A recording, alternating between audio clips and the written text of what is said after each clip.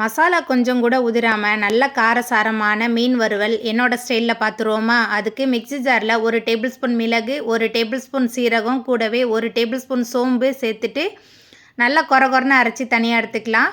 ஒரு தட்டில் காரமான தனி மிளகாய் தூள் 2 டேபிள் ஸ்பூன், உப்பு 1 டேபிள் ஸ்பூன், இஞ்சி பூண்டு விழுது, மிக்சியில் பொடிச்ச பொடி, கூடவே கொஞ்சமாக புளித்தண்ணி சேர்த்துட்டு நல்லா கலந்ததுக்கு அப்புறமா இதில் மஞ்சத்தூள் சேர்த்து சுத்தம் பண்ணி வச்சுருக்கிற மீன் சேர்த்துட்டு நல்லா கலந்து வச்சிடலாம்.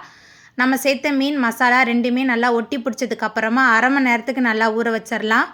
மீன் மசாலா நல்லா ஊறி வந்ததுக்கப்புறமா பொரிக்கிறதுக்கு அடுப்பில் கடாய் வச்சு எண்ணெய் சேர்த்துருக்கேன். எண்ணெய் சூடான பிறகு மசாலா தடவி வச்சுருக்கிற மீன் சேர்த்துட்டு அடுப்பை மிதமான தணலில் வச்சு 2 பக்கமே நல்லா திருப்பி போட்டு மொறுன்னு நல்லா வேக வச்சு எடுக்கணும்.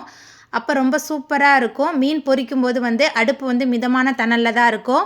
மீன் 2 பக்கம் நல்லா வெந்ததுக்கப்புறமா எடுத்துட்டு வெங்காயம் அதுக்கப்புறம்லாம் லெமன்லாம் வச்சு பரிமாறி சாப்பிட்டு பாருங்கள். மீன் வறுவல் ரொம்ப சூப்பராக இருக்கும். வீடியோ பிடிச்சிருந்தா வீடியோக்கு ஒரு லைக் கொடுத்துருங்க.